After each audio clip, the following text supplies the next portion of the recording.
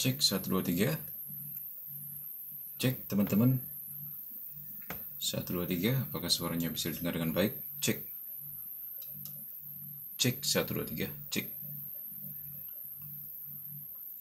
Salve juga. Kabar-kabar ya kalau suaranya sudah lebih baik apa gimana gitu.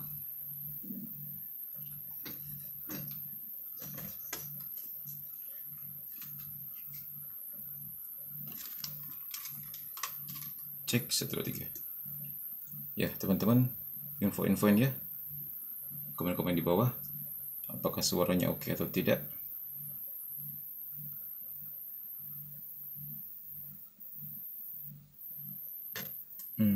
Katanya mesti dicoba apa ya, sebentar ya, setting apa ya, setting apa ya, sebentar, multicast,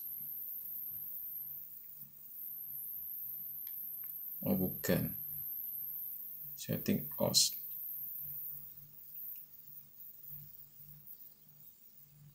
sebentar ya, wah,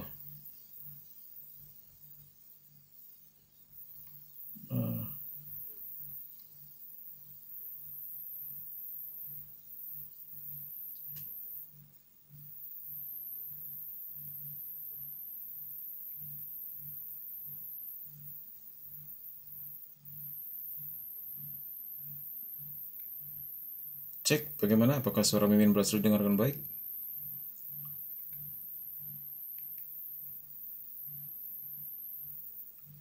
Cek 1 2 3, komen-komen di bawah ya.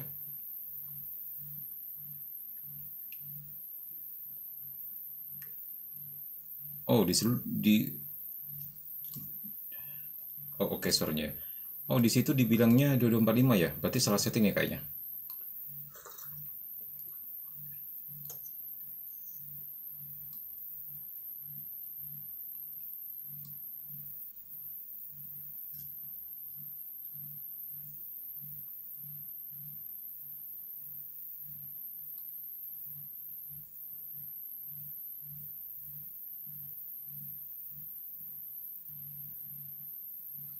Saya memang dengar di HP satunya lagi. Cek suara apa? Oh suaranya oke. Suaranya oke. Aman ya teman-teman. Suara kaset kusutnya sudah hilang belum?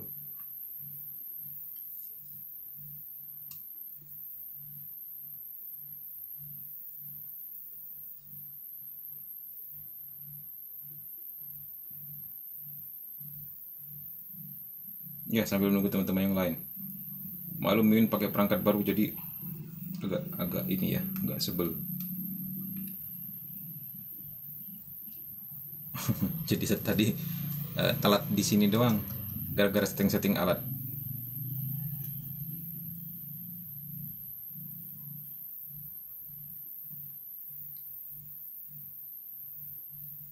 Masih ada suaranya. Wah, gawat nih. Kaset kusut sebentar. Terus ini mungkin.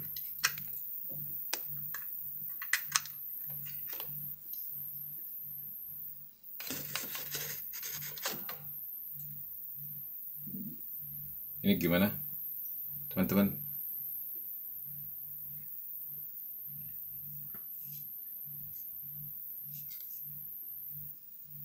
Sudah nggak ada lagi suara kaset kusutnya? Masih ada. Wah, kenapa ya?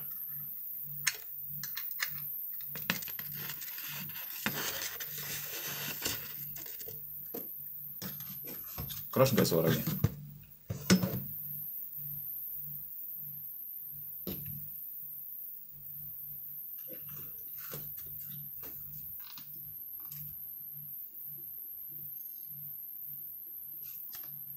Cek 1 2 3. Nah, ini kita masih nggak keras tapi cukup mengganggu. Nah, itu gimana ya? Sebentar. Di mana ya itu ya? Kendalanya di mana ya? Kaset kusut sebentar ya. Sambungan kemana ya?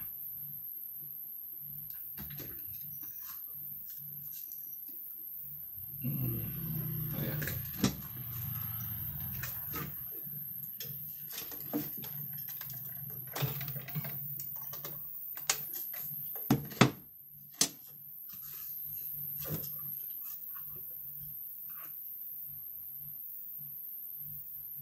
Suara kaset kusut apa suara burung? Cek 1 2 3 1 2 3.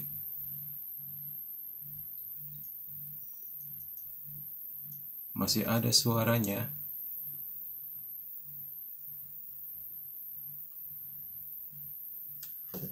Ini kayaknya suaranya malah lebih kecil nih. Cek. Udah aman ya?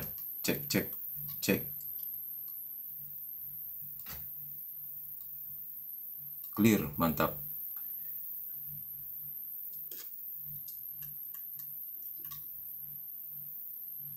Oke, kalau sudah aman kita mulai ya teman-teman. Ready? Kita doa dulu. Dinda bagaimana? Sudah aman suaranya?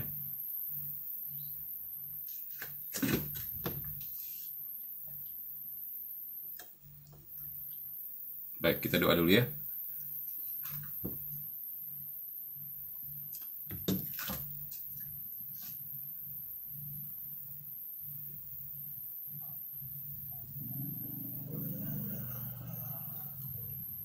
Di teman-teman yang lain perangkatnya bagaimana?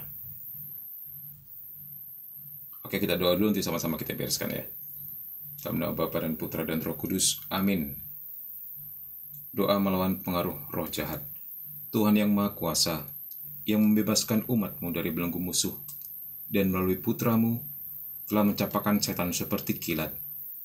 Bebaskanlah aku putra-putrimu dan juga seluruh keluargaku dari setiap pengaruh roh jahat, terutama roh kematian, penyakit, keputusasaan, kebingungan, perpecahan, kecemasan, keserakahan, dan ketidakadilan, ketakutan, kemarahan, kebencian, nafsu, kemalasan, dan kesombongan. Perintahkanlah agar setan pergi menjauh dariku, dari keluargaku, dan semua orang yang kucintai dengan kuasa Putra-Mu. Selamatkanlah kami dari imajinasi setan dan kegelapan. Penuhilah kami dengan terang Roh Kudus, agar aku dan semua kerabat dilindungi dari semua jerat licik setan. Anugerahilah malaikat yang akan selalu berjalan di depan dan menuntun kami ke jalan kebenaran sepanjang hari hidup kami. Untuk menghormati nama-Mu yang mulia, Bapa, Putra, dan Roh Kudus, sekarang dan selama-lamanya. Bunda Maria doakan kami, Malaikat Agung Mikael berperanglah bagi kami. Para malaikat dan orang kudus, berjaga-jagalah bersama kami. Dalam nama Bapa dan Putra dan Roh Kudus. Amin. Baik. Teman-teman semua, bagaimana? Sudah aman semua?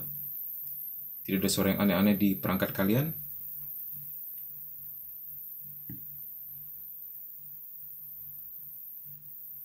Sambil komen-komen ya. Min, kita malam ini membahas apa? Berdasarkan teriakan teman-teman semua, kita membahas tentang demonologi. Ya.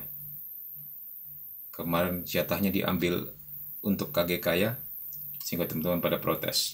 Kita malah buat ini kembali kepada demonologi. Oke, ini Mimin masih sambil berdiri nih karena masih mengawasi perangkat. Kalau sudah aman, Mimin duduk sebentar ya. Oke, baik. Gimana, sudah disiapkan minumannya, cemilannya?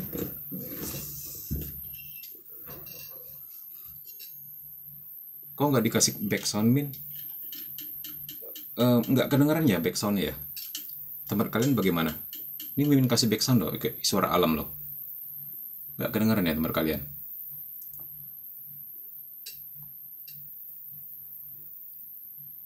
Sedikit berdengung ya, kenapa ya? Ini dia yang belum mengerti, karena ini perangkat baru. Dan ternyata sedikit berdengung. Coba gainnya kita kurangi ya.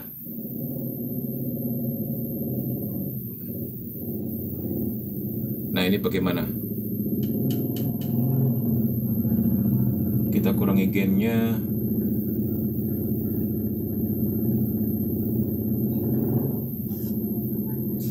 Ya, masih ada suara kaset kusut katanya.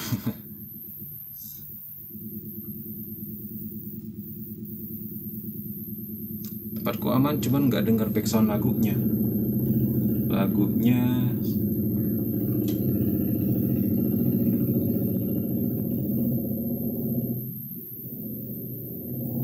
Suara alam bagaimana? Sudah ada?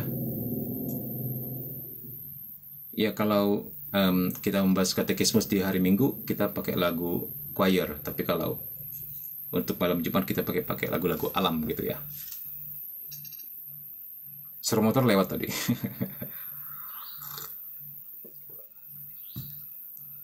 Wah, ini belum mengerti ini kenapa bisa begini ya.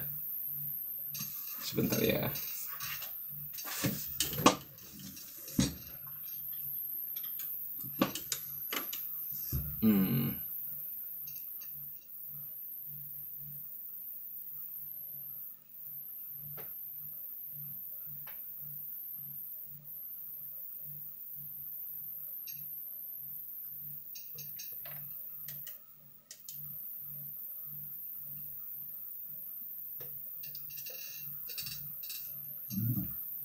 Oh, oke, suara jernih ya. Di saya juga suara bersih katanya. Oke deh, baik. Kita mulai ya. Baik. Teman-teman semua, kemarin kita terputus sampai pada bagian ini, tiba-tiba HP Mimin mengalami sesuatu. Ya begitulah namanya HP murah ya. Semoga dari rezekinya nanti beli yang baru ya. Sekarang kita sampai pada bagian sini. Setan ya. Ya, dikatakan di sini setan dikalahkan oleh Kristus ya.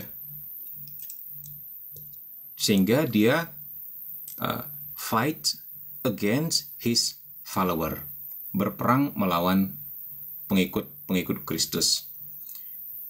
Jadi pertempuran melawan roh-roh jahat itu telah dilakukan sejak very origins of the world, sejak awal mula dunia.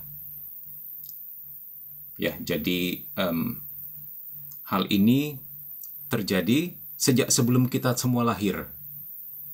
Jadi kita semua enggak menyadari ada kekuatan besar di dalam dunia ini. Bukan hanya dunia, tapi semesta ya, yang sedang berperang dan sedang memperebutkan kita. Begitu. Dan ini akan terus berlanjut, dikatakan, and will continue until the last day. Sampai hari terakhir, sebagaimana telah disaksikan oleh Tuhan. Disaksikan itu maksudnya ditestimonikan begitu. Kita bisa melihatnya di nomor 37 kemarin ya. Jadi, selama waktu ini, selama saat ini, setiap manusia dalam keadaan siaga tempur karena kehidupan di bumi adalah ujian kesetiaan kepada Tuhan.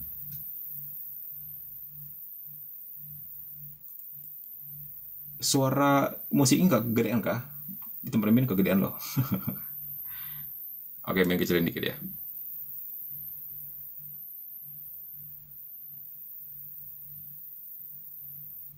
Si Dinda bilang masih ada suara kaset kusut. Kenapa ya?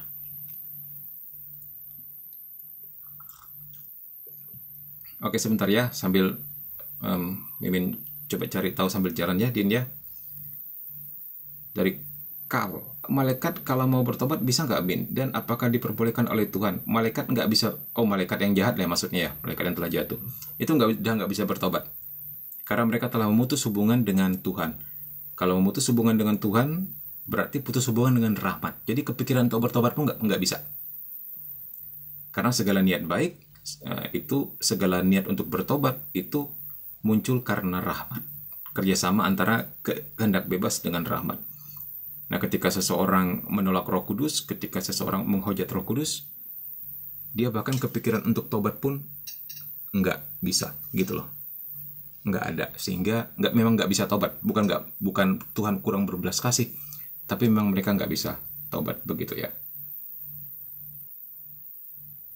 Min, kenapa 2 minggu lalu tiba-tiba live-nya mati tepat jam 00 ya, Min? Ada apa? Ya nggak tahu itu memang. Apakah pengaruh dari HP-nya, apakah pengaruh dari eksternal? Cukup sering itu, cukup sering. Sehingga Mimin berpikir untuk ganti HP apa gimana, kita lihat ya. Kalau ganti HP masih mengalami nggak hal seperti ini, semoga enggak. Oke. Terus dari Kamis sama Minggu aja ya. Terus kenapa kalau sama manusia rahmat nggak pernah putus, Min? Oh gitu. Ya seperti dikatakan tadi, karena manusia diletakkan di dunia. Dan dunia adalah ujian bagi kita. Sehingga kita kalau jatuh dalam dosa masih bisa bertobat. Begitu. Ya. Sementara malaikat sudah nggak bisa lagi. Malaikat yang terjatuh maksudnya. Karena mereka menolak atau menghujat Roh Kudus. Manusia bisa juga tidak diampuni dosanya kalau dia seperti setan, menghujat Roh Kudus atau menolak rahmat. Jadi semua ini terletak di dalam keputusan kehendak bebas. Ya. Oke, baik. Kita lanjutkan. Dengan demikian kita berusaha untuk menyenangkan Tuhan dalam segala hal. Kita bisa melihatnya di 2 Korintus 5:9. Kan dikatakan tadi bahwa bumi adalah tempat di mana kita bersiaga tempur selalu ya. Karena kehidupan di bumi adalah ujian kesetiaan. Nah, dikatakan di sini, we put on, kami mengenakan perlengkapan senjata Tuhan yang memungkinkan kita mampu melawan tipu muslihat iblis dan melawan hari yang jahat tersebut. Jadi kita harus mengenakan armor of God, perlengkapan senjata Tuhan. Tidak bisa tidak, teman-teman. Jadi kita nggak punya senjata selain Tuhan. Tidak ada hal lain yang bisa mengalahkan setan selain nama Yesus. Selain perlengkapan dari Tuhan itu sendiri. Nggak bisa. Jadi kita mengenal istilah dikotomi langit ya. Di langit hanya ada 2 kekuatan, Tuhan atau setan. Nggak ada yang di tengah-tengah. Tengah-tengah manusia.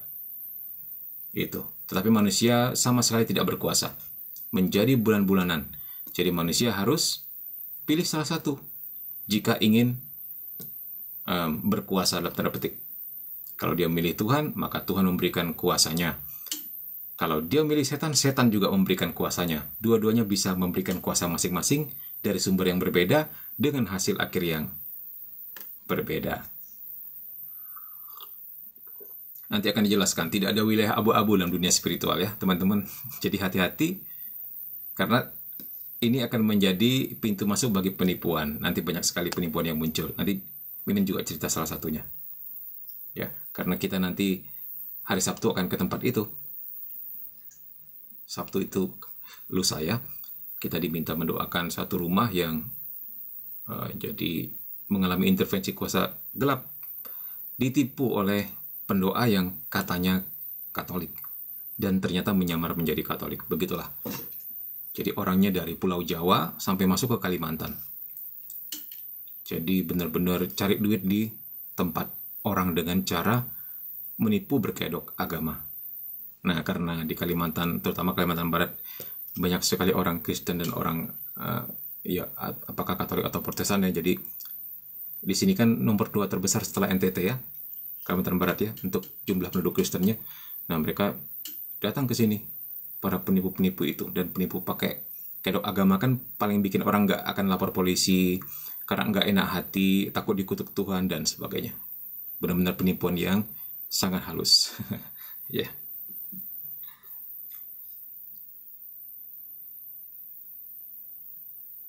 Min, cincin Benediknya mana? Pingin lihat. Nah, ini dia cincin Benediknya. Kelihatan nggak? Boleh lah kalau dipakai ya. Pakai deh. Mimin, ntar.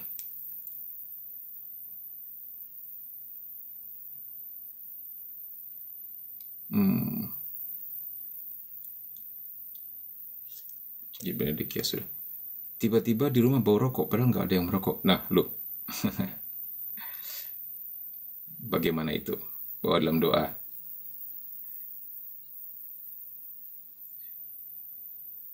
Mimin termasuk tim eksorsis ya, tim doa pelepasan iya. Kalau eksorsis itu pastor yang ditunjuk oleh uskup khusus untuk mengeksorsis. Jadi dikasih jabatan resmi.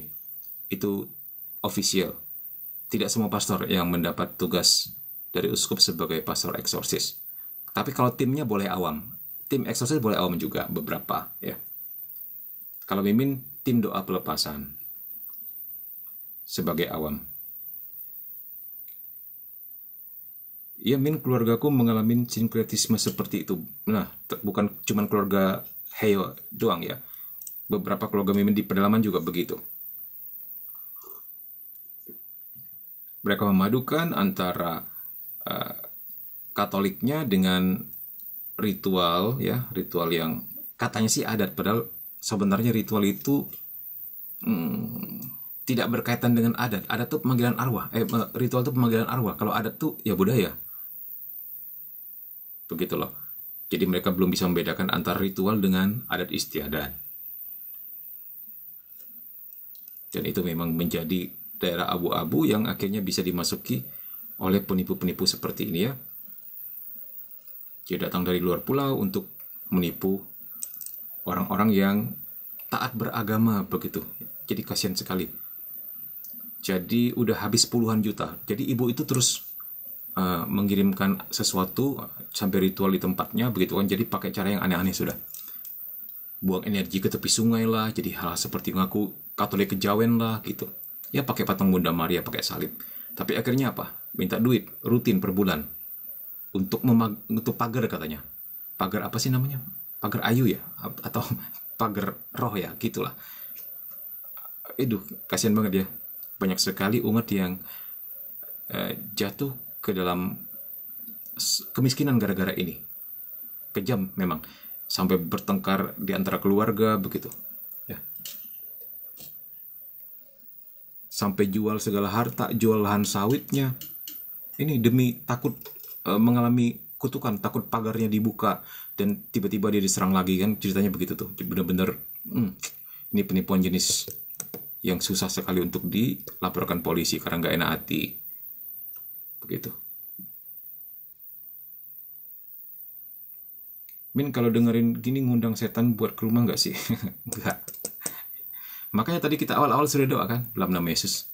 Kita sudah doa. Kamu jangan takut, ya. Jumlah malaikat juga banyak. Ya. Jumlah malaikat di kanan dan kiri kamu juga banyak, bukan hanya jumlah setan yang banyak, ya. Jumlah malaikat kita juga banyak. Jadi jangan takut. Nanti kita akan bahas malaikat. Sementara kita bahas setan dulu. Ya.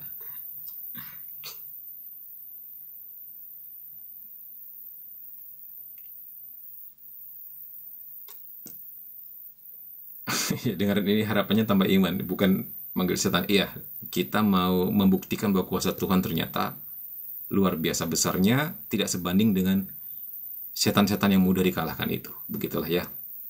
Jadi memang tujuan demonologi adalah untuk mengungkap itu semua, bahwa ternyata mereka itu cuman seorang loser atau seorang pecundang yang seperti lebah yang udah nggak ada sengatnya lagi, cuman menunggung doang gitu. Tetapi dia bisa menjadi maut kalau manusia menyerahkan diri, kalau manusia membuka dan memang pengen menikmati fasilitas dari makhluk-makhluk astral tersebut. Nah, itu bisa fatal. Tapi sejauh kita tidak punya pintu masuk atau media untuk mereka bisa intervensi, jangan takut. Ya. Apa-apa yang diajarkan oleh gereja Katolik dalam kehidupan sehari-hari, doa, misa, bersedekah, apalagi baca kitab suci, mengaku dosa, memaafkan, tidak dendam, berbuat baik, dan sebagainya, itu kalau kita menjadi makhluk yang normal-normal seperti itu aja nggak bakal bisa tembus kok. Yang namanya santet intervensi kuasa gelap nggak bakal bisa. Ya, bisa ditembus kalau seandainya kita juga ada pintu masuk atau media bagi benda-benda itu untuk bisa intervensi dalam hidup kita. Jadi nggak semudah itu juga teman-teman ya untuk mengalami gangguan roh jahat ya.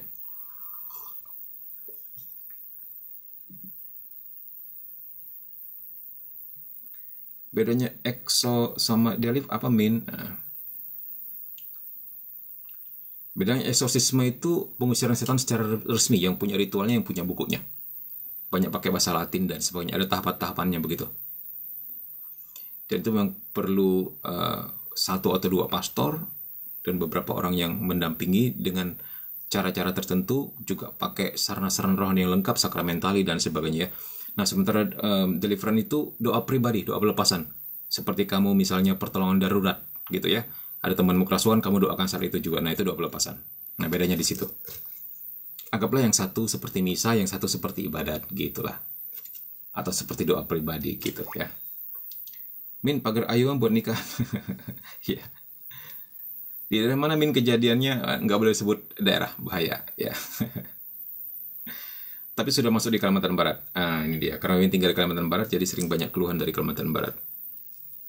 Hati-hati aja katakan kepada keluarga-keluargamu kalau ada seperti ini, ya. Jadi kan dikatakan oleh Jack Ma apa?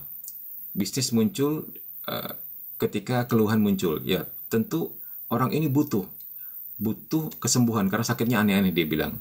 Akhirnya lari ke dukun A, dukun B, dukun C, sampai akhirnya ke ibu ini yang dari Pulau Jawa ini. Nah, ternyata dia menyembah Nyi Roro Kidul. Gila nggak? Dipadukan dengan iman Katoliknya. Jadi ibu itu juga bawa patung Bunda Maria begitu. Bawa salib juga. Ternyata pakai ritual. Ada terus barang-barangnya harus hijau semua, katanya, kain hijau. Ini hijau, itu hijau. Ternyata nyembah setan kan gitu. Itulah ya. Udah habis puluhan juta itu untuk ritual begituan. Dan namanya keluarga kita, saudara kita di kampung itu kan orang yang polos-polos, orang yang mudah percaya, yang ramah sama orang ya, yang gak enak hati. Kena deh di situ.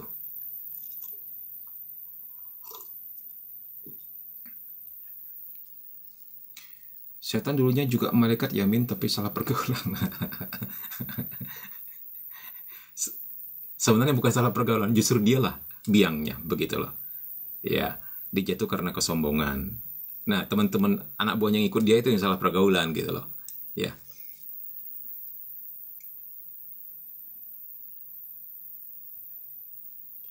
Akhirnya yang nipu itu kabur ya. Ini masih sering ngontak dia by WA, minta duit. Ya. Sekarang bagaimana tim kita di sana memberi pengertian kepada dia, sudah jangan takut dengan ancamannya. Mungkin kenapa dia masih kasih duit per bulan, mungkin karena diancam nanti pagarnya dibuka, nggak ada yang jaga dia lagi gitu kan, atau nanti setan-setan yang dulu kembali lagi kayak gitu-gitu, mungkin diancam seperti itu ya. Kasian banget loh kalau orang yang pernah mengalami keadaan seperti ini, itu benar-benar ketakutan, seakan-akan hidupnya akan berakhir kalau nggak iuran begitu. Wah, itu benar-benar psikologisnya benar-benar kena juga gitu loh. Nah, jadi masih sering ini nagih by WA gitu, sampai kelahi sama saudara-saudaranya, bertengkar sama suaminya gara-gara masalah ini, jual segala. kekayaannya dan sebagainya, dan akhirnya aduh jatuh miskin mereka.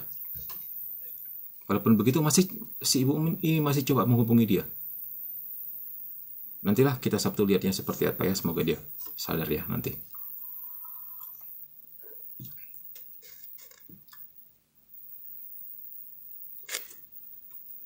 Tadi cara nutup pintu kuasa gelap tuh apa ya, Min? Untuk kasus-kasus yang ringan, ya, kamu cukup menjalankan 10 perintah Allah dan 5 perintah gereja. Itu saja. Dengan sendirinya, kuasa gelap nggak akan tahan. Itu. Kecuali dalam kasus-kasus yang terjadi possession, yang lebih parah, ya, itu memang butuh doa pelepasan ya. Tetapi, kalau menurut kamu godaannya meningkat, boleh hal pertama yang dilakukan adalah pergi ke sakramen pengakuan dosa dulu. Nah, setelah itu sudah enak untuk mendoakannya. Ya, sakramen pengakuan dosa itu luar biasa loh. Luar biasa. Banyak sekali kasus-kasus orang yang nggak sadar bahwa dia dirasuki atau ditempeli, ya, ternyata lepas ketika dikasih absolusi. Dia merasa ada sesuatu yang diangkat. Dari kepalanya yang dulunya pikirannya selalu gelap, tiba-tiba terang. Dari dadanya yang dulu suka sesak, tiba-tiba lega, kayak gitu loh, hal-hal seperti ini. Nah, Mimin bersama tim banyak menangani kasus beginian. Ketika didoakan, tiba-tiba orangnya sembuh. Yang secara medis, rasanya nggak mungkin. Sehingga kita berpikir bahwa, ini pasti bukan masalah medis biasa. Ya, karena keterangan medis, nggak ada apa-apa tuh. Nggak ada sakit seperti yang dia keluhkan, sampai ada yang datang ke dokter beberapa kali, sampai dimarah dokter. Kamu mau permainkan saya, katanya. Lah, masalahnya dia yang sakit kan. Gitu. Begitu doakan sembuh. Nah, berarti ada sesuatu kan begitu. Ya, itu kita pegang loh diagnosisnya. Dia sampai ke kucing segala. Di sini dia sudah ke beberapa rumah sakit. Ya, ketiga dia pergi ke kucing. Benar-benar kita pegang hasilnya. Hampir nggak ada beda dengan yang di Pontianak, ya, yang di Jakarta dengan yang di Kucing. Jadi memang analisa secara medis nggak ada apa-apa gitu. Padahal dia yang sakit kan. Nah, begitu doakan makin baik. Jadi dia tuh gatal-gatal di hari tertentu gitu loh. Sesak napas di jam-jam tertentu begitu. Hal seperti ini bisa terjadi teman-teman ya. Nah, sebenarnya bagaimana cara pelepasannya bukan hanya mengharapkan doa dari orang lain, tetapi juga dengan kejadian ini Tuhan mau ingatkan dia, kamu harus lebih dekat kepada saya, kan gitu sebenarnya. Tuh kamu lihat kuasa saya lebih besar daripada kuasa setan-setan atau kuasa-kuasa gelap seperti ini. Kamu harus dekat dengan saya, harus semakin mencintai saya, dan harus menjadi pelayan-pelayan Tuhan juga pada akhirnya. Jadi peristiwa yang kita alami ini sebenarnya memberi kesaksian juga bagi kita tentang betapa luar biasanya Tuhan. Untuk orang yang pernah mengalami kerasukan, yang pernah mengalami obsesi, opresif, investasi, atau diabolic vexation, hal-hal yang berkaitan dengan kuasa gelap begitu yang sampai menindas tubuh mereka, menghancurkan segala pekerjaan dan keluarga mereka, dan ketika mereka berhasil dilepaskan, itu kesaksian mereka sangat menyentuh. Dan orang-orang seperti itu ketika dipulihkan benar-benar jadi pelayan Tuhan, karena mereka sungguh-sungguh merasakan bahwa kuasa Tuhan itu besar, kuasa setan itu kecil. Tapi dua-duanya ada di dunia ini gitu loh. Dibanding mungkin orang nggak mengalami apa-apa, hidupnya mungkin datar-datar saja begitu kan. Jadi memang kejadian-kejadian seperti ini ada ininya juga ya, ada gunanya juga gitu loh. Ya. Iya benar banget, yang pasti kita yakin Tuhan Yesus bersama kita. Ya kasihan mereka ya, iya benar kasihan banget. Banyak loh di pedalaman seperti itu, hati-hati ya teman-teman ya. Hati-hati. Pokoknya kalau kalian didatangi atau keluargamu di pedalaman itu didatangi oleh pendoa-pendoa tertentu, dilihat-lihat juga, hati-hati ya. Kalau mereka mulai ritual di luar Yesus yang aneh-aneh lah, membawa kalian sampai ke tepi sungai segala, bikin tumpeng lah, bikin ini itu, hati-hati. Itu sebaiknya dihindari saja. Ya. di luar baca firman, di luar doa seperti biasa, di luar hal sakramentali seperti rosario, air suci, benda-benda suci, ikon-ikon suci, di luar itu hati-hati ya. Banyak sekali yang aneh-aneh sebenarnya di dunia ini. Dan wilayah abu-abu ini akhirnya menjadi tempat mereka untuk berkarya, menipu orang-orang. Kasihan loh, bukan hanya mengalami, mending kalau cuman menipu begitu saja ya, nggak pakai kuasa gelap ya. Yang pakai kuasa gelap nih yang itu bisa sangat-sangat merugikan karena efeknya bukannya ke dia, tetapi juga sampai ke keluarganya juga gitu.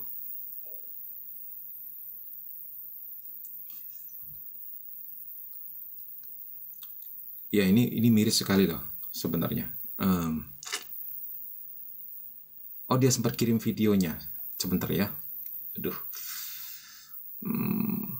ada kok di TikToknya. Jadi seakan-akan seperti bikin tumpeng gitu kan, seakan-akan seperti Katolik kejawen bilangnya gitu. Ujung-ujungnya nyembah Nyi Roro Kidul. Nah, hati-hati teman-teman.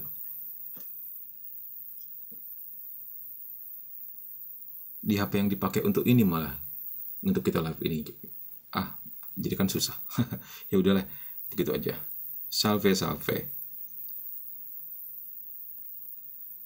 Min, aku belum jadi dikirimin doa pelepasan. Coba DM Mimin. Ya, nanti Mimin mention di salah satu video tentang hal ini. Ya, jangan lupa DM Mimin. Mau di sini boleh, di TikTok, mau di Instagram boleh dengan nama yang sama. Ya. Min, buku yang ini sudah ada versi Indonya. Udah, cari aja. Judulnya apa ya? Kisah Seorang Eksorsis. Coba cari aja di toko-toko online ya.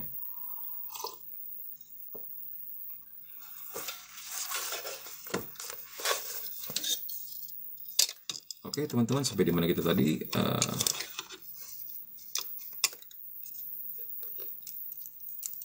Di sini ya.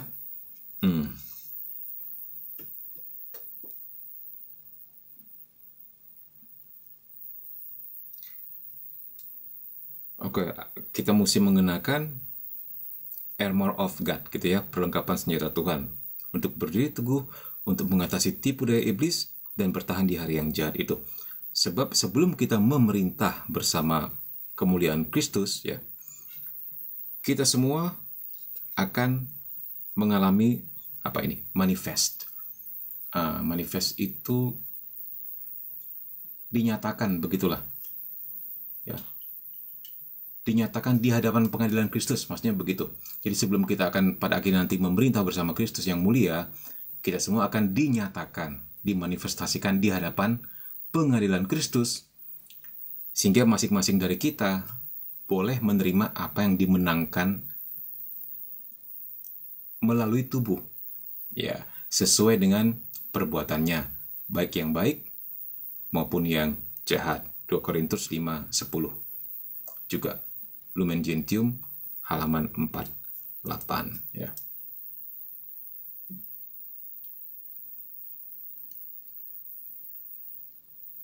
Detailnya nggak ada ya Min, maksudnya jualnya atau gimana ya? Sebentar kita baca nih. Udah DM kok Min, DM-nya kapan? Baru atau setahun yang lalu? Oke, DM lagi ya, takutnya terselip. Habis dikirim santet, habis dikirim nih dari Daniel Franciscus, habis dikirim santet kelelawar sama orang tadi, langsung aku doa Bapa kami, Santo Mikael, Salam Maria. Sebentar. Di GC juga banyak sekali pakai kedok rohani, pakai nama Katolik tapi aslinya gereja lain. GC maksudnya apa itu GC? Yang tadi habis dikirimin santet kelelawar sama orang tadi, langsung aku doa Bapa kami, Santo Mikael, Salam Maria. Langsung jatuh kelelawarnya Min. Boy, mantap banget ya. Puji Tuhan ya, kamu Tuhan melindungi senantiasa ya. Puji Tuhan, setelah doa rosario dan litani Santo Mikael udah tenang hati ini. Nah, doa-doa seperti ini aja yang simpel dan sederhana yang sudah disediakan oleh gereja sebagai fasilitas untuk kita gunakan, itu sangat powerful loh. Untuk mengatasi ya cuman intervensi begituan. Ya, yang lebih berat tuh mengatasi orang yang benar-benar pernah menyerahkan diri kepada setan. Misalnya sering dukun, sering pesugihan, bahkan perjanjian darah, itu lebih berat. Jadi itu memang perlu penanganan khusus ya. Gitu. Min, kalau ilmu bela diri Katolik THSTM itu resmi diakui ya. THSTM sebagai olahraga ya diakui, sebagai olah fisik ya. Tapi kalau ke arah yang aneh-aneh, hati-hati. Banyak oknum-oknumnya yang menyelewengkan itu. sampai juga ke tempat kita kok. Dia mengaku TSTM, ternyata kita tanya kepada TSTM yang aslinya nggak ada pengajaran seperti itu. Ya, jadi setahu Mimin TSTM itu bela diri yang memang dikhususkan untuk menjaga gereja, begitulah. Tapi itu olahraga ya. Nah, untuk orang tertentu mulai dipadukannya dengan apa sih? Pemanggilan arwah, pengobatan orang sakit dan sebagainya. Ini hati-hati ya. Hati-hati ya.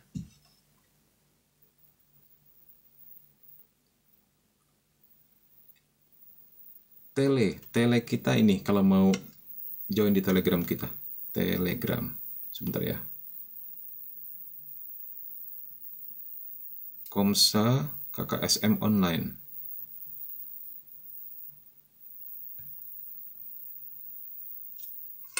Min, arti IHS apa? Ayo, ada yang tahu? Itu bahasa Latin. Silakan komen-komen di bawah kalau ada yang tahu ya.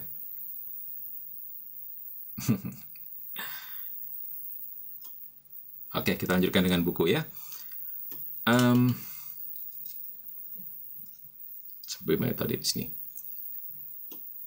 Sekalipun ya, even if, sekalipun peperangan melawan setan ini menyangkut atau terkait kepada semua manusia dan segala zaman ya, in all times, there is no doubt that Satan's power is felt more keenly in periods of history when the sinfulness of the community is more evident. Nah, dikatakan di sini sekalipun perjuangan melawan setan ini terjadi di semua manusia di segala zaman, begitu ya, maksudnya begitu. Tetapi memang kita harus sadar nggak ada keraguan untuk menyatakan bahwa kuasa setan itu akan terasa lebih kuat, more keenly, pada saat-saat pada masa-masa sejarah ketika keberdosaan masyarakat semakin nyata. For example, misalnya ketika saya melihat dekadensi ya, dikatakan di sini saya ini maksudnya Father Gabriel Amor ya, melihat dekadensi katanya. Nah, kita lihat, kita geser.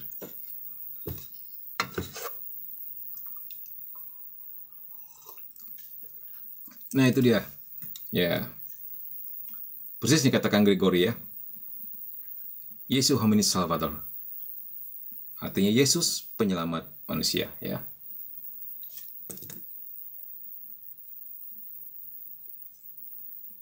Ya.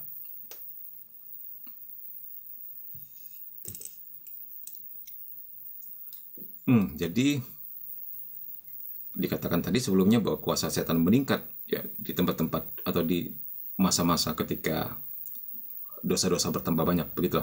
Jadi dia melihat kasusnya, contohnya Kekaisaran Romawi, dikatakan di sini saya dapat melihat disintegrasi moral pada periode itu dalam sejarah.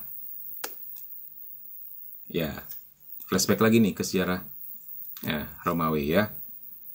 Kini kita berada pada tingkat dekadensi yang sama.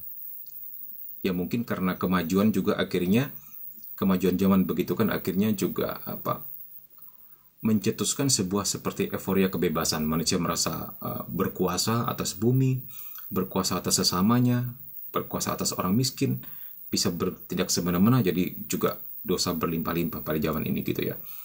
Kita berada pada tingkat dekadensi yang sama, sebagian disebabkan oleh penyalahgunaan media massa ya. Nah, puji Tuhan TikTok kita pakai untuk pewartaan ya. Aman ya teman-teman pakai TikTok. Bagaimana yang lain? Ada yang menyalahgunakan media massa? Nah, dikatakan di sini media massa itu sebenarnya nggak jahat, itu netral ya. Kita bisa pakai untuk kemuliaan Tuhan bahkan ya. Kita bisa pakai untuk pewartaan, kita bisa pakai untuk lagu-lagu rohani. Kita bisa pakai untuk kata kese juga untuk apologetik gitu ya. Jadi yang salah itu manusianya gitu. Menggunakannya seperti apa. Nah, setelah media massa, sebagian lagi karena konsumerisme dan materialisme, dikatakan di sini konsumerisme dan materialisme Barat Western yang telah meracuni masyarakat. kita. Nah, itu dia. Jadi di samping hal seperti ini, ya, nanti ada satu lagi, ya. Jadi bukan semata-mata karena dosa manusia juga, tetapi ada makhluk di balik itu juga, gitu, yang mengapi-api, ya. Saya percaya bahwa Paus Leo ke-13 dalam sebuah penglihatan yang akan dirinci dalam lampiran di bab ini di halaman 3739 nanti kita lihat, ya. Kalau udah sampai ke halaman sana nanti kita lihat, ya. Jadi Paus Leo ke-13 ini menerima peringatan kenabian, ya, mengenai serangan setan di zaman kita ini. Jadi dia mendapatkan vision. Dikatakan di sini apa? Prophetic warning. Seperti vision yang nubuatan gitulah, ya.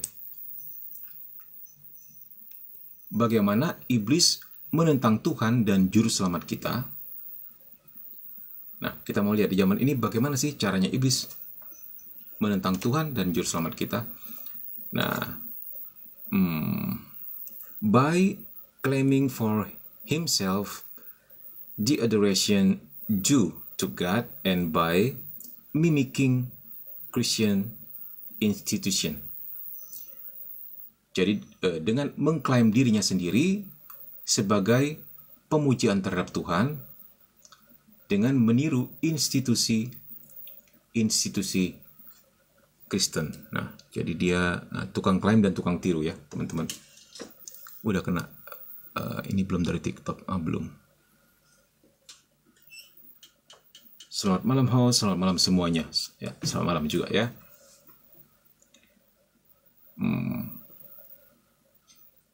Jadi oleh karena itu kita bisa melihat di sini, ya, teman-teman, ya.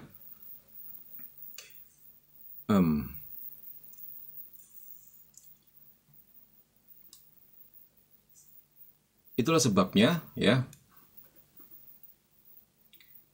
dia adalah anti Kristus dan anti gereja. Jadi setan menggunakan pemujaan terhadap seks, ya, atau penyembahan berhala berupa seks yang merendahkan tubuh manusia menjadi alat dosa. Dan ini tentu melawan inkarnasi sabda yang menebus manusia dengan menjadi manusia. Nah, kita bisa melihat di sini bagaimana setan berusaha merendahkan kodrat manusia sampai ke level binatang. Gitu. Ini tentu sangat bertentangan dengan pekerjaan Tuhan Yesus sendiri yang mengangkat kodrat manusia setinggi-tingginya sampai level ilahi. Ya.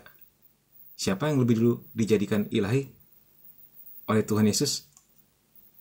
Siapa manusia yang diangkat setinggi-tingginya sampai pada tingkat itu? Dan kita kelak juga akan mengikut dia. Ayo, ada yang tahu?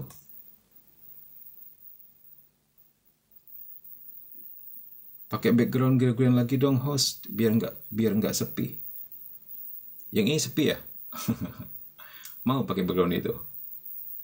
Sebentar ya.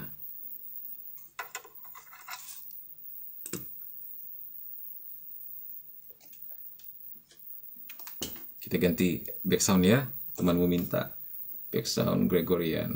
Oke.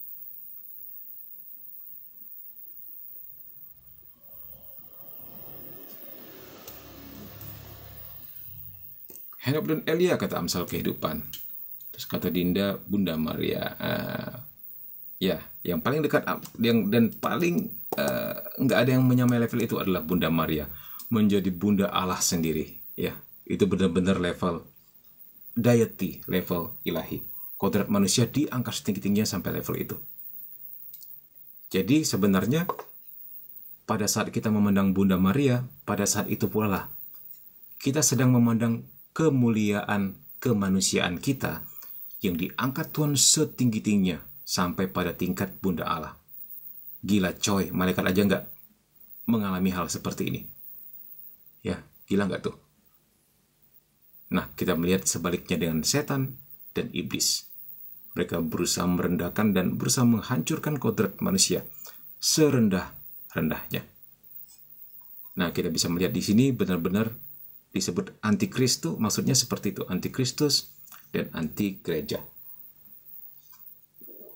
Dia mau bulak-balik semua hukum-hukum Tuhan, ya.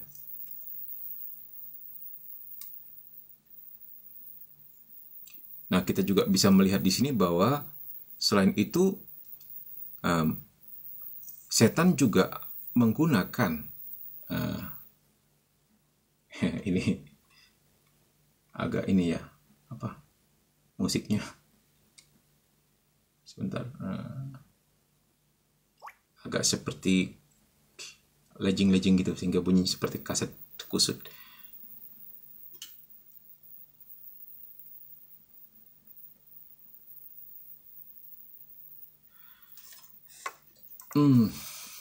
Jadi sebenarnya kalau dikatakan kenapa Katolik ini ya sangat menghormati Bunda Maria ya, kenapa Katolik begitu mengharapkan doa Bunda Maria sampai dikira kita menyembah Maria?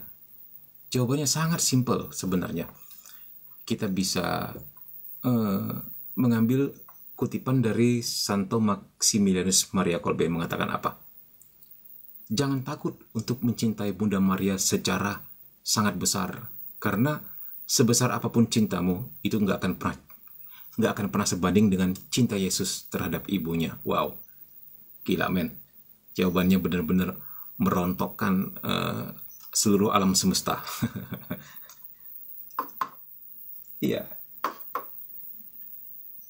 Dan lagi pula Bunda Maria adalah selain sebagai teladan kita, dia juga seorang role model bahwa kita kelak akan seperti dia pada akhir zaman nanti, dimuliakan juga dengan jiwa dan raga, diangkat juga sampai pada level ya dalam kodrat ilahi, walaupun nggak mungkin menjadi bunda Allah dan sebagainya, tetapi kita menjadi saudara-saudari daripada Tuhan Yesus kita sendiri gitu ya. Ada hal yang menarik yang diucapkan Santa Teresa dari kanak-kanak Yesus ya. Dia bilang begini, seandainya disuruh memilih, apakah saya disuruh memilih? Apakah seandainya saya bisa memilih ketika dilahirkan, apakah saya disuruh menjadi Bunda Maria atau tetap menjadi seperti saya yang sekarang? Santa Teresa menjawab begini, saya ingin tetap menjadi saya yang sekarang, supaya saya bisa memandang dia dan terpesona karenanya. Nggak nyangka ya kita jawabannya ya. Mungkin di antara teman-teman sekalian, aku pengen jadi Bunda Maria gitu kan. Ini jawaban seorang santa, ini memang out of the box gitu. Ya.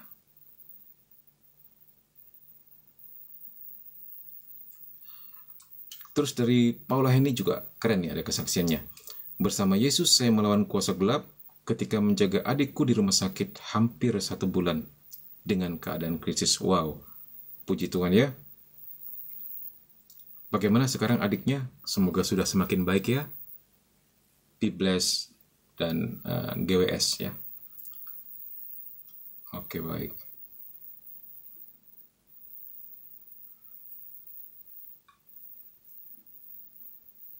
Nyampe ke telinga kalian ini stereo apa mono? Memang nggak ngerti.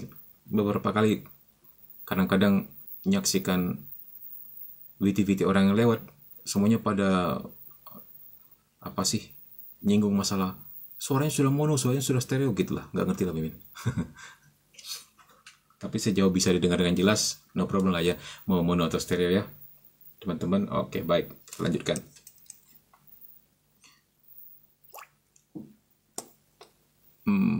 Sampai di mana kita tadi ya?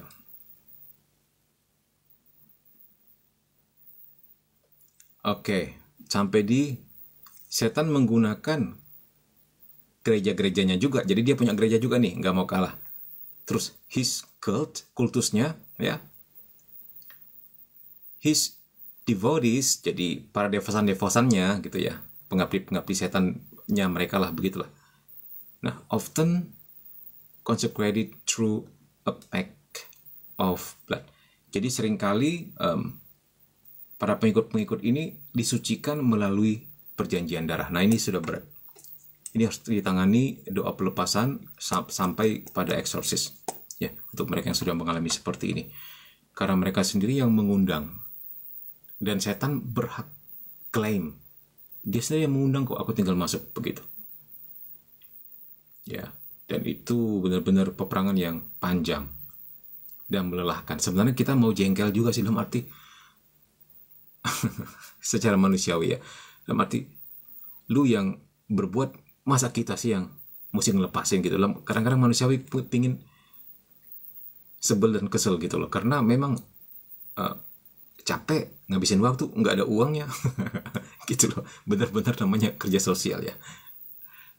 Begitulah. Ya, tapi pada akhirnya juga bersuka cita sih ketika melihat dia dilepaskan dan melihat bagaimana kuasa Tuhan ya bekerja. Dan itu menambah, ya upahnya adalah menambah iman kita. Membuat kita semakin percaya dan semakin yakin begitu luar biasanya Tuhan kita. Begitulah ya. Ya, tapi selalu saja godaan pertama begitu mengatasi orang seperti ini, dalam hati bilangnya, ih kamu kok nyusahin orang sih gitu loh. Dalam hati pingin ngomong gitu. Terutama untuk orang yang seperti ini ya, maksudnya yang sering pesugihan, sering pergi ke dukun, dan benar-benar dia mengundang ya. Bukan dalam arti orang-orang yang terkena apa sih namanya, terkena santet atau apa, atau hal-hal yang bukan yang dia inginkan. Sebentar, ini baterai laptop. Kenapa ini?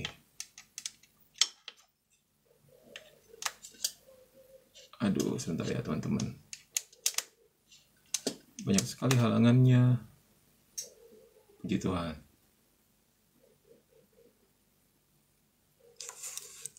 Min, kita boleh marah setan nggak, Min? Jangan. Itu pancingannya dia.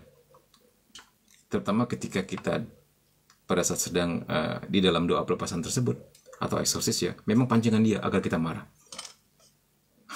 Jadi jangan terpancing ya. Nah, pada akhirnya ketika kita benar-benar marah ya, ada satu lagi temannya, setan yang memang menguasai area kemarahan. Ayo PR, siapa namanya? Ya, kemarin ada yang posting ya, 7 dosa pokok dengan 7 setan yang mewakilinya. Salah satunya setan kemarahan. Nah, siapa namanya kalau masih ingat? Jadi hati-hati terutama di dalam doa pelepasan ya.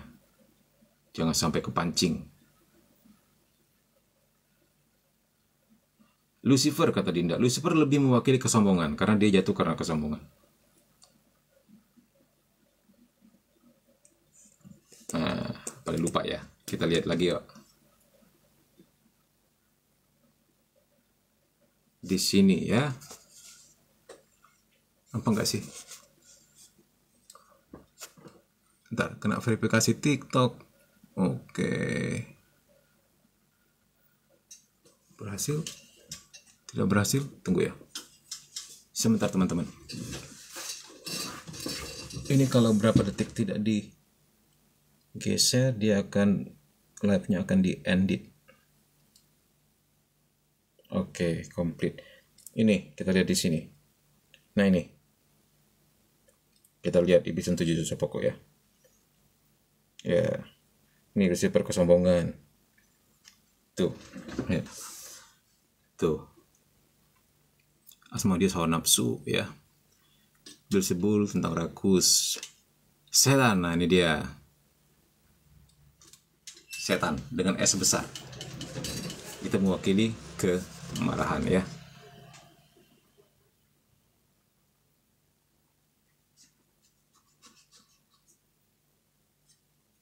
Kenapa? Waduh, kata si Onerem ini. Sampai di mana kita tadi? Oke. Jadi setan berusaha meniru segala-galanya. Mereka punya gereja juga, punya kultus juga, punya para devosan untuk penyembahnya, punya pemujanya, punya pengikut yang dia janjikan ya. Dan to mimic the worship due to God, juga meniru penyembahan-penyembahan kepada Tuhan gitu.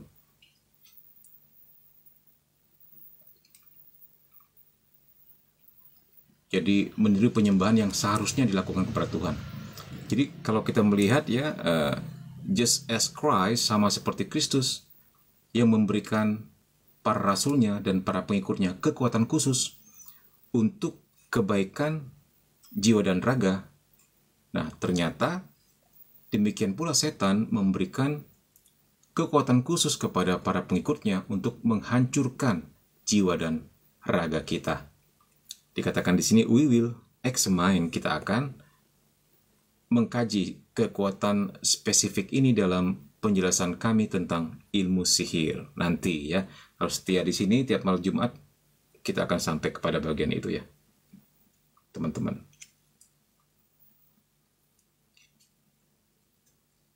Waduh, seremin, kita doain aja lah katanya.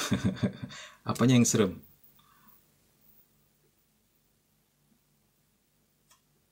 Thank you teman-teman yang udah like, share, dan komen, yang sudah kasih gift ya. God bless. Doakan juga Sabtu Mimin akan pelayanan dan memang akan perang juga sama korban yang Mimin cerita tadi ya, yang kena daripada dukun yang dari Pulau Jawa itu, ibu-ibu yang ternyata penyembah Nyi Roro Kidul ya. Semoga perjalanan dilancarkan dan ibu ini berhasil dibebaskan, karena kasihannya kenapa? Efeknya terhadap dia seperti orang ketakutan terus-menerus. Dan itu nggak wajar. Sebelumnya nggak pernah seperti itu. Berantem sama suaminya, dan ketika disuruh doa pun seperti orang panik. Nah, jadi suami juga sudah habis-habisan gitu. Keluarganya juga habis-habisan juga. Karena kan biasa kan saling diperkenalkan tuh. Gue kedatangan pendoa bagus loh. Kamu mau nggak adik perkenalkan ke kakaknya, perkenalkan ke adiknya? Ternyata ganggu semua satu keluarga. Pada dipalak semua secara astral begitu ya. Waduh, itu jahat memang ya.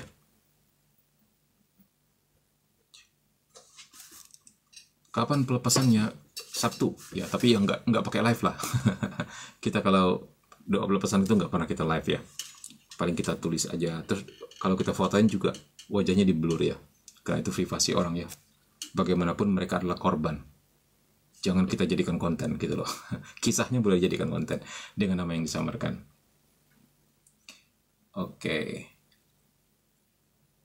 Nah, dikatakan ya, Tuhan bisa memberikan kekuatan khusus yang akan berbuah baik untuk tubuh dan jiwa kita, atau jiwa dan raga kita. Setan pun juga punya kekuatan khusus. However, bagaimanapun dia adalah mantan malaikat ya. Nah, dia bisa kasih kekuatan khusus itu yang tapi pada akhirnya menghancurkan jiwa dan raga si penerimanya. Jadi kalau kita lihat di sini, semua yang dari setan tidak ada yang gratis, teman-teman. Setan bisa juga bikin mukjizat. Setan juga bisa bikin penyembuhan. Setan juga bisa mungkin bisa bangkitkan orang mati juga.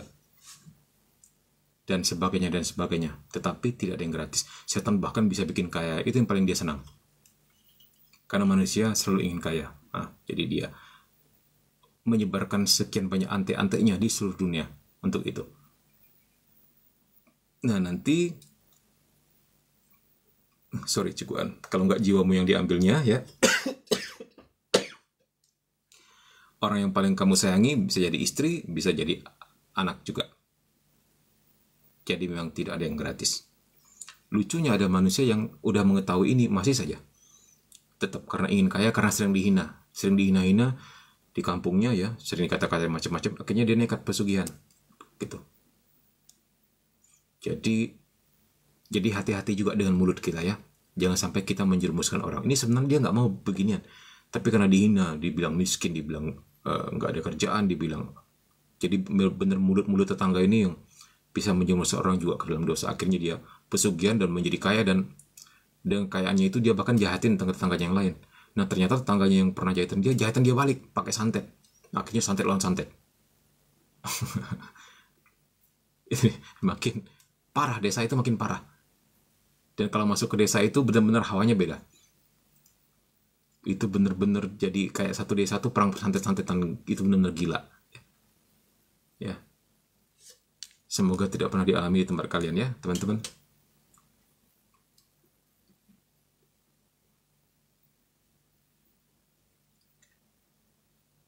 Nyiro Kidul tuh kenapa cantik ya Min? Kan setan butuh energi yang besar buat jadi yang indah. Karena mereka rame. Jadi bisa saling kasih energi gitu. Itu rame banget itu. Ya. Apalagi kalau semakin dipercayai, semakin dikasih sesembahan, dikasih sesajen, ya. Itu bakal makin kuat ya, energinya makin besar, gitu. Akhirnya untuk iblis-iblis jenis tertentu yang sangat kuat, dia bisa memanipulasi ruang dan waktu. Jadi kamu jangan heran ya kalau menemukan kasus di mana orang berkendara tiba-tiba bisa muncul di tengah hutan gitu. Atau orang lagi jalan tiba-tiba bisa disesatkan. Ini bukan setan yang main-main yang bisa melakukan seperti ini. Ya. Paling tidak jumlah mereka banyak. Nah, jadi bagaimana menanggulangi ini, Min? Enggak usah pusing. Kamu cukup melaksanakan 10 perintah ada 5 perintah gereja aja. Udah, enggak ada yang bisa nyentuh kamu. Sejauh kamu nggak punya media atau pintu untuk mengalami intervensi dari kuasa gelap. Medianya apa itu, Min? Misalnya kamu punya jimat, kamu suka pergi ke dukun, kamu suka main ramal-meramal gitu kan. Kamu bahkan ikut kelas merogoh sukma atau kelas astral, terus dibukain mata ketiga. Nah, kamu bakal jadi bulan-bulanan. Ya. Nah, lucunya ada beberapa kasus ini ya, beberapa kasus. Misalnya orang tertentu yang pergi ke tempat tertentu, tempat yang baru. Jadi misalnya dia mau apakah ke sekolah, apakah mau kuliah ke kota lah gitu ya, dari pedalaman. Secara tidak sengaja dititipin orang tuanya, katanya pelindung gitu kan, apakah batu, apakah daun, apakah sesuatu kita nggak tahu. Nah, begitu sampai di tempat yang tuju jadi masalah, anaknya bisa sampai kerasukan. Kenapa? Pertama dia sudah punya media, yang kedua setannya berantem. Setan itu kan domisili, sifatnya mereka teritorial. Gitu loh. Lu setan dari misalnya, lu setan dari Flores lu bawa ke Jawa gitu loh. Jadi berantem mereka. Tugas lu di sana, kenapa lu di sini gitu loh. Ini Min buka sedikit-sedikit ya.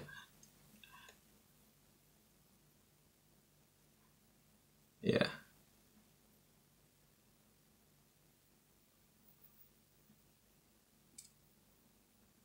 Puji Tuhan ya HP-nya belum mengalami lag ya. Biasanya dekat 1 jam itu nge-lag. Ini harus Mimin kasih ini nih, apa nih? Mesti digoyang-goyang dikit, kasih tap-tap. Ya doakan supaya bisa beli HP baru yang bagus. Minimal katanya, Mimin udah tanya minimal harus RAM-nya 8 ya atau 6 ya. Untuk layak menjadi tools untuk bisa live seperti ini. Ini kan RAM-nya cuma 4. Ini pun HP dari operan gitu loh. Dia beli HP baru, ini Mimin dikasih.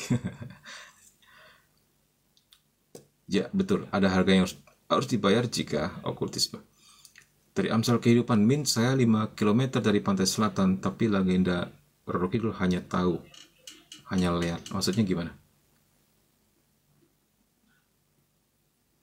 Tapi bagi kita orang Kristen kalau jalan-jalan di wilayahnya Roro Kidul itu tetap ikut aturan, jangan pakai yang hijau.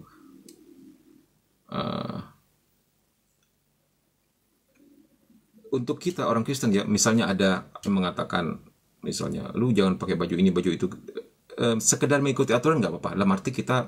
Dalam arti patuh aturan saja. Tapi kita nggak percaya. Maksudnya gini, kita menghindari pertengkaran begitu aja. Tapi bukan hal itu yang kita percaya. Maksudnya begitu ya. Anggaplah sebagai ada sopan santun saja. Jangan dijadikan bahwa itu bentuk kepercayaan. Ya. Nggak apa-apa daripada kamu bentrok. Orang tua zaman dulu bilang begini, petuah itu lebih tinggi daripada ilmu. Kenapa? Karena petuah itu nasihat ketika kita sedang tidak mengalami apa-apa. Sementara ilmu kamu baru berguna ketika kamu sudah bentrok. Gitu ya.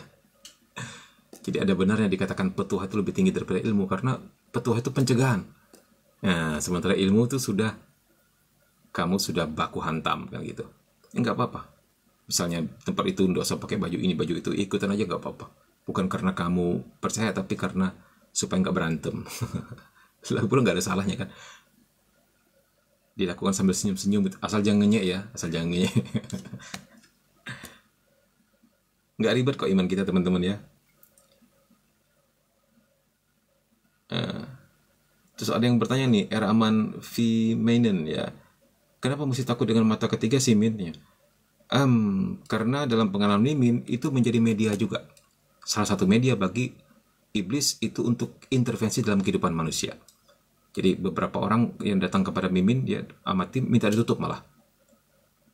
Gitu. Jadi ini yang kita cegah dan jaga, jangan sampai dia mengalami sesuatu ya atau bisa diintervensi oleh sesuatu yang tidak dia inginkan. Karena pada akhirnya dia ketakutan sendiri dan sebagainya. Bukannya melihat Tuhan atau melihat malaikat, malah melihat hal-hal yang buruk ya. Itu kan tentu tidak baik juga. Mentalnya bisa kena ya.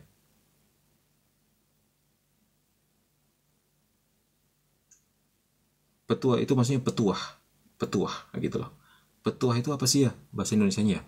Seperti nasihat begitu, nasihat orang tua itu petuah gitu loh. Dulu Mimin masih kecil pernah bertengkar sama ini ya, sama tante. Gara-gara nenek bilang begini, kamu ya kalau ngambil nasi ya, jangan dicedok langsung di tengah-tengahnya, itu kena ke jantung nasinya katanya. Jantung nasi itu berarti kena ke jantung manusia yang makan nasi itu.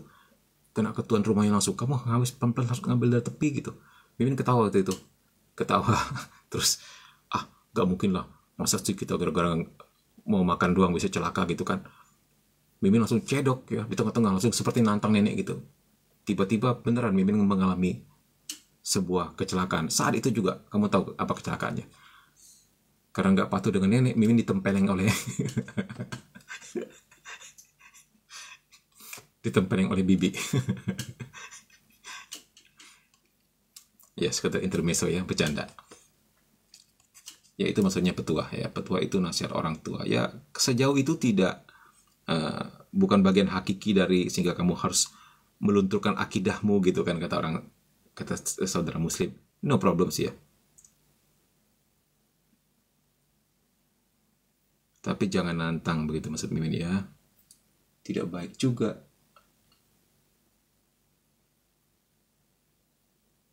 Bukan karena kita takut, bukan karena kita gimana, enggak ya.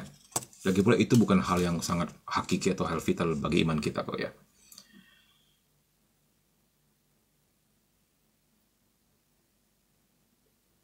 Mata ketiga itu maksudnya indigo lah. Ya, walaupun masih bisa spesifikasi lagi ya. Kurang lebih begitulah. Orang kadang menyebutnya indigo. Ya, petua hikmah biasa sama ya. Benar. Min, tips menenangkan hati sebelum ujian ada nggak sih? Khusus doanya bagaimana? Nah, ini teman-teman bagaimana? Mungkin bisa sharing sama Glenn Samuel. Tips menenangkan hati sebelum ujian. Ayo. Kalau dari Mimin sih, pertama, gini. Mimin mau cerita aja deh. Semoga ini bisa bermanfaat. Mimin dulu sebelum menyelesaikan S2, karena Mimin tuh agak tertunda, karena sibuk bisnis sana bisnis sini gitu kan. Jadi S2-nya tertunda-tunda. Padahal sudah tesis gitu kan. Sebelum menyelesaikan S2 selalu mimpi. Dalam mimpi itu mimpi ketinggalan kereta lah, mimpi ketinggalan mobil lah, mimpi apa sih namanya, tiba-tiba orang ujian tiba-tiba Mimin tertidur lah. Mimpinya selalu kayak gitu, nggak enak. Nah, ternyata baru menyadari. Biasanya mimpi seperti itu ada hal dalam hidup yang belum kita bereskan. Padahal itu hal yang sangat penting, begitu loh. Sehingga kita gelisah terus tuh, seperti orang yang selalu nggak siap. Nah, ternyata begitu kita bereskan itu, apalagi untuk mau ujian, kita belajar dengan baik ya, kita persiapkan dengan baik, pasti hasilnya juga baik gitu. Nah, begitu udah selesaikan semua itu, nggak pernah lagi mimpi seperti itu. Ya. Jadi memang kalau menurut kita masih takut atau merasa ada sesuatu yang belum dipersiapkan, nah itu yang harus dilakukan ya. Kalau misalnya belum belajar atau seperti ini, ya belajar dengan baik. Kalau Mimin sampai masuk ke dalam mimpi tuh, kalau nggak siap itu, nggak enak banget sih. Ya sekedar intermezzo. Mungkin teman-teman juga punya pengalaman yang sama atau berbeda ya, bisa sharing-sharing sama Glenn ya.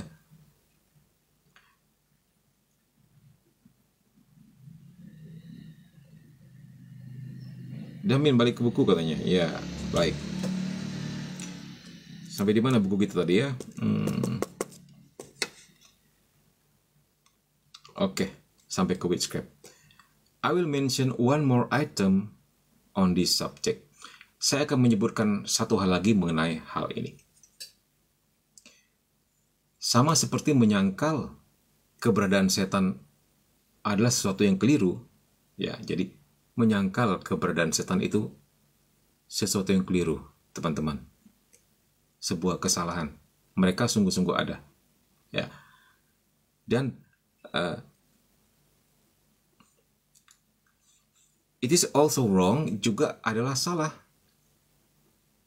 menerima pendapat umum bahwa ada makhluk spiritual yang tidak disebutkan dalam Alkitab, gitu. Itu juga salah, bahwa ada makhluk spiritual lain yang nggak ada di dalam Alkitab.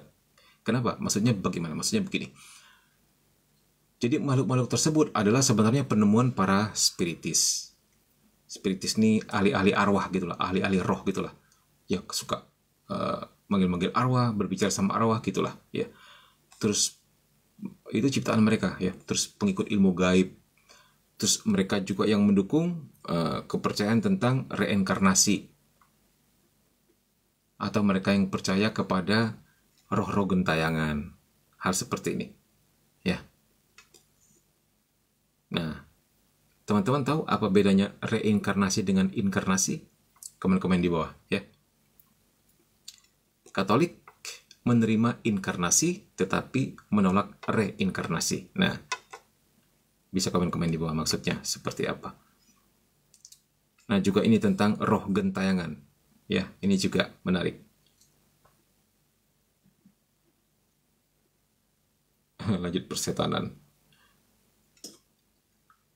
Dari si Dinda, aku rasanya pengen tidur tapi udah mulai ngantuk nih, tapi nggak berani karena tadi ada bawa rokok. Padahal di sini nggak ada yang merokok. Kalau bawa rokok itu kira-kira jenis setan apa ya? Nggak, bercanda ya. Bercanda, jangan sampai takut ya Dinda ya. Doa dalam nama Yesus.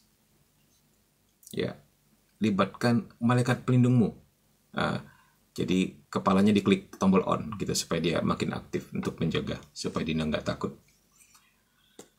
Baik, sampai di mana tadi? Nah ini yang menarik tentang roh gentayangan. Tidak ada roh baik selain malaikat, dan nggak ada juga roh jahat selain daripada setan. Jadi dikotomi kekuatan langit. Kalau nggak baik ya jahat, nggak ada yang tengah-tengah. Ya teman-teman, ini kita harus jelas dulu. Dua konsili gereja menyatakan hal tersebut, yaitu konsili Lyons dan konsili Florence. Menyatakan bahwa jiwa-jiwa yang sudah meninggal akan langsung pergi ke surga atau neraka atau api penyucian sebelum pada akhirnya masuk surga. Jadi jiwa-jiwa orang meninggal ini ya yang kalau kita lihat seakan-akan hadir pada saat pemanggilan arwah, atau jiwa orang mati yang hadir dalam tubuh hidup untuk menyiksanya, tidak lain adalah setan, teman-teman semua, ya. Udah percaya aja deh apa kata Mimin. Ini bukan sekedar tulisan dari Father Gabriel, tapi ini yang kita alami juga, ya. Dia bilang dia misalnya main jelangkung, dia panggil arwah. Misalnya kemarin baru meninggal kakaknya atau orang tuanya, ya. Yang datang sudah pasti setan. Ya.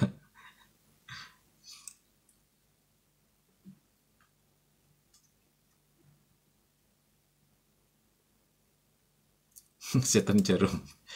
Terus dari Ansal Kehidupan, oke, dia menjawab tentang reinkarnasi. Reinkarnasi adalah hidup kembali setelah sebelumnya hidup dan mati. Ya. Kalau inkarnasi bagaimana?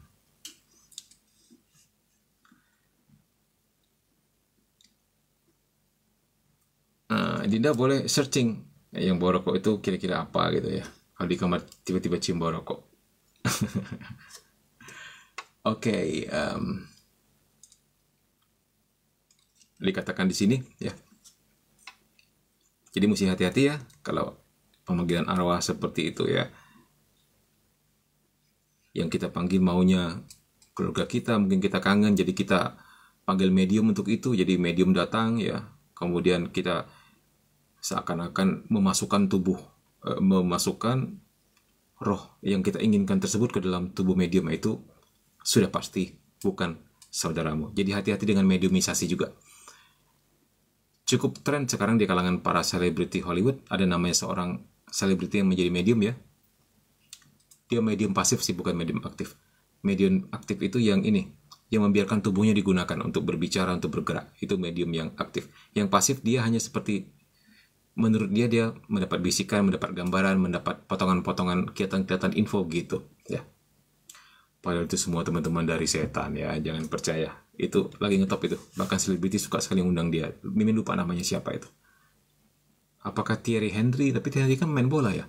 Pokoknya ada Henry-nya gitu. Ada tuh di Netflix. Hati-hati.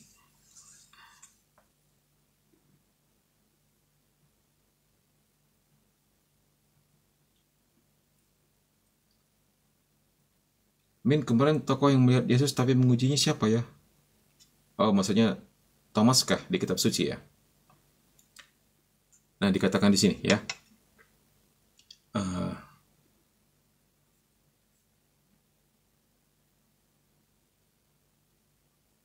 Sebentar.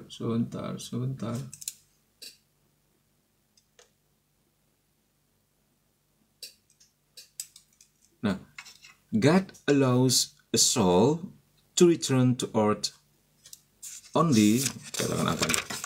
Jadi Tuhan itu mengizinkan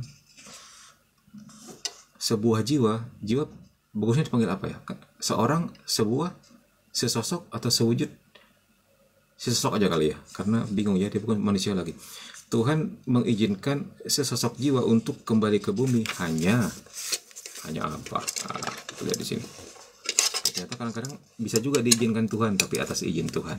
Tapi tentu ada sikonnya ya.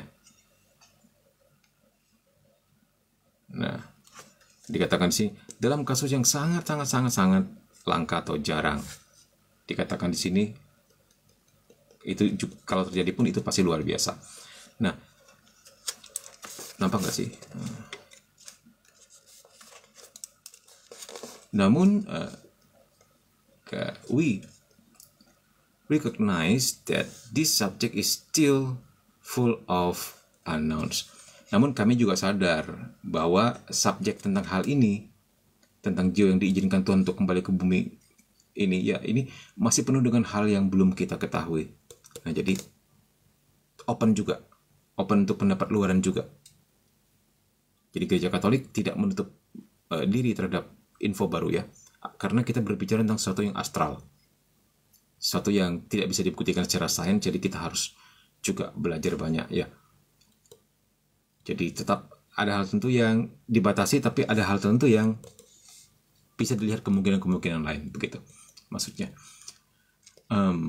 Pastor Lagrua ya, jadi mencoba menjelaskan beberapa pengalamannya sendiri dengan jiwa-jiwa yang dirasuki setan. Namun saya harus menegaskan kembali bahwa kali ini memang memerlukan, dikatakan apa nih, further research, penelitian lebih lanjut, dan saya akan membahasnya di buku lain. Jadi paling aman teman-teman, ada jiwa-jiwa seperti itu, anggap aja semuanya setan ya, anggap semuanya setan. Usir aja dalam nama Yesus, itu lebih aman ya. Kalau ternyata bukan setan dan minta doa, nah itu hal yang lain lagi ya. Karena Min pernah ketemu jiwa yang minta doa. Kalaupun ada jiwa yang minta doa, kita mikir, kita ini pendoa bukan sih? Kok dia repot-repot datang ke sini untuk minta doa sama kita? Kalau kita memang pelayan Tuhan, rajin ke gereja, it's okay kan. Tapi tiba-tiba kalau kamu yang suka mukul orang, misalnya yang nggak jelas gitu, mabukan misalnya, terus apalagi suka ya sering melakukan dosa anak muda misalnya begitu ya, tiba-tiba ada roh datang minta doa, nah kamu mungkin mulai bisa curiga ya, gitu ya. Oke. Kalau reinkarnasi itu kehidupan sebelumnya burung hantu, di kehidupan berikutnya jadi manusia. Jadi di Dabur saya menjelaskan tentang reinkarnasi ya. Jadi Reinkarnasi itu seperti perputaran samsara begitu, yang tidak putus-putus, dari makhluk rendah berubah menjadi makhluk yang lebih tinggi setelah kematian, dan pada akhirnya mokswa, menjadi Buddha pada akhirnya ketika sudah lepas semua dan sudah lulus semua begitu. Ini reinkarnasi, selalu lahir kembali, selalu lahir kembali. Nah, kalau inkarnasi adalah inkarnasi sang sabda yang menjadi manusia, tapi nggak pakai re, ya, nggak pakai re. Jadi dia nggak begitu sudah meninggal, sudah mati, naik ke surga, mengutus Roh Kudusnya dan sebagainya, nggak lahir kemudian menjadi bayi lagi, atau menjadi kuda, atau menjadi burung, atau menjadi malaikat begitu.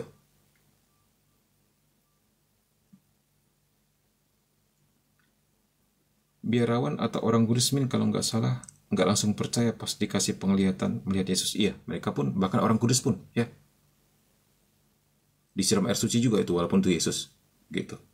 Memang itu yang paling aman, ya, karena setan ini luar biasa, makin dia kudus makin pinter. Jadi si raja setan ini ngutus setan yang paling pinter. Kalau perlu, kalau memang itu kekudusannya ternyata banyak membebaskan orang, banyak mendoakan jiwa-jiwa sehingga banyak yang ke surga, si raja sendiri yang bisa datang. Bahkan kita lihat dalam kasus Padre Pio, si raja setan ini nyamar jadi pembimbingnya Padre Pio, bahkan, ya, gila itu. Karena waktu itu Padre Pio sedang bertekad untuk berpuasa dan mati raga. Terus pembimbingnya bilang tiba-tiba begini, hal yang menurut Padre Pio bertentangan sama sekali dengan kalau sosok aslinya. Udah, kamu nggak perlu puasa terlalu berat, nggak perlu berpatang terlalu berat. Tuhan nggak terlalu berkenan kok. Kesehatan kamu sudah menurun begitu. Ya, kesehatan juga anugerah Tuhan yang harus dijaga. Pinter-pinter ngomongnya. Luar biasa. Ketika pada akhirnya dia tahu itu bukan pembimbing aslinya, orang itu tiba-tiba berubah menjadi asap, dia bilang. Sempat dia main cerita, ya, mungkin di buku yang sebelumnya, ya. Hal seperti ini, ya. Luar biasa, ya. Ya, jiwa Lazarus boleh bercakap-cakap dengan jiwa orang kaya, ya.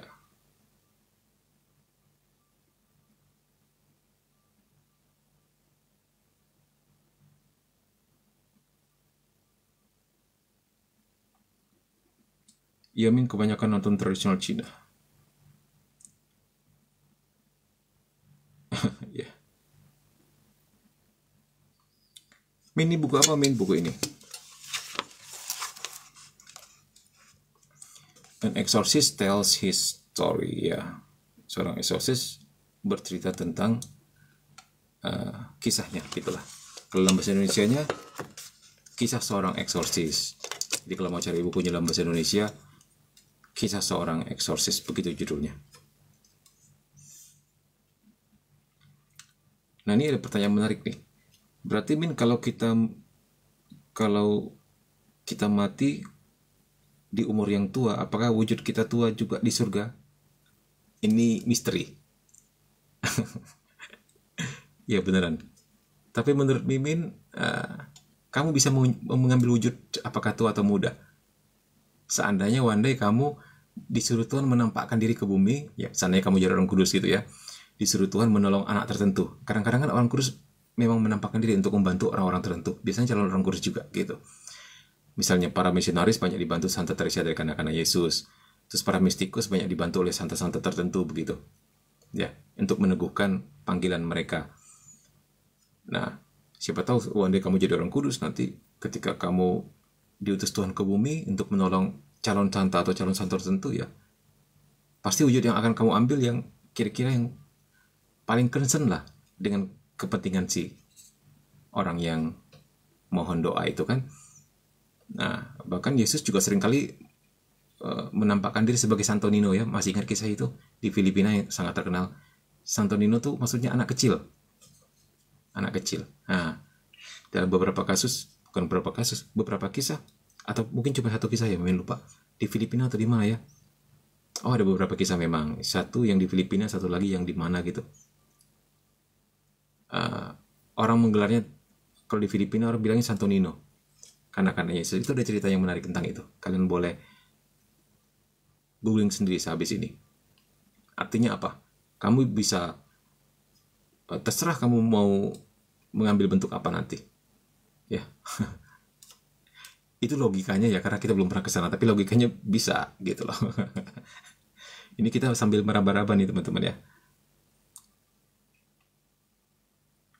Thanks Min. Sudah jam berapa? 4 menit lagi teman-teman ya. Sampai di mana kita sudah? Kita habiskan ini sebentar ya. Oke.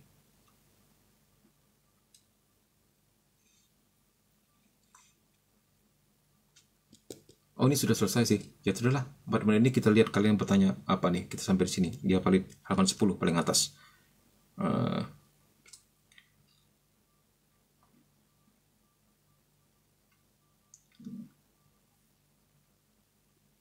Sebentar.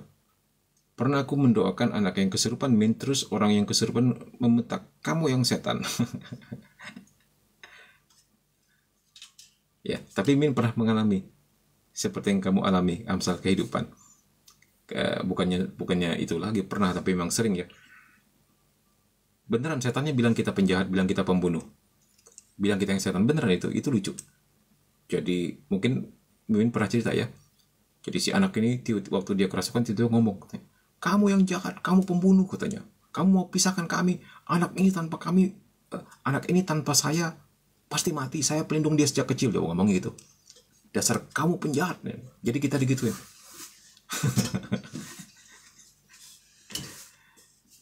Nah, jadi hati-hati ya dengan istilah namanya kodam atau pelindung. Ini contohnya si anak ini.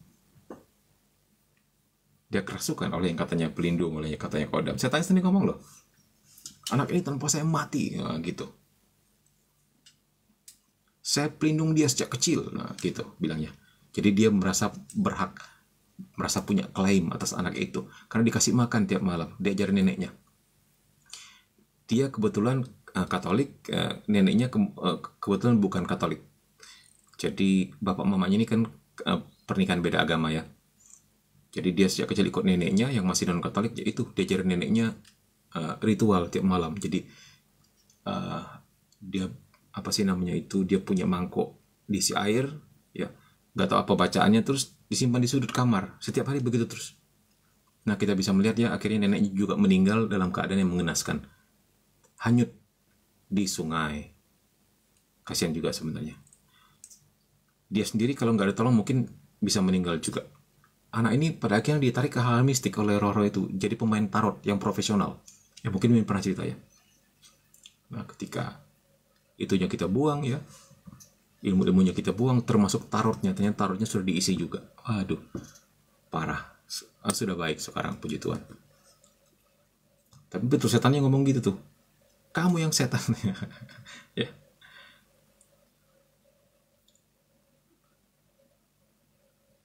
Kata Katolisitas sih umur prima jadi di surga, contohnya Kristus yang berumur 33 tahun. Ya bisa 33, bisa mau umur berapapun ya. Oke, ini sudah selesai teman-teman, kita jawab 1-2 menit lagi nih, coba sebentar.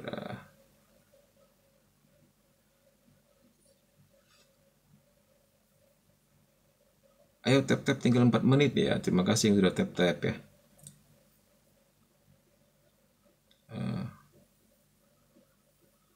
Min, di Katolik percaya sama karma menurun dari leluhur nggak sih? Bukan karma, kita lebih ke hukum tabur tuai. Kalau kamu menabur, apa itu yang akan kamu tuai. Terus tentang dosa keturunan, kita percaya. Contohnya Adam dan Hawa berdosa, kita kena kan? Itu juga dosa keturunan. Nah, tapi kan semuanya putus ketika kita dibaptis. Nah, itu. Bahkan segala kutuk, segala santet, segala apapun yang pernah lakukan nenek moyang kita yang nggak pernah kita tahu ya. Bahkan kalau seandainya dia pesugihan dan menyerahkan seluruh keturunannya kepada kekuasaan iblis, ketika kita dibaptis putus itu. Tapi bisa nyambung lagi teman-teman kalau kamu undang, kalau kamu main dukun lagi, kalau kamu simpan jimat lagi,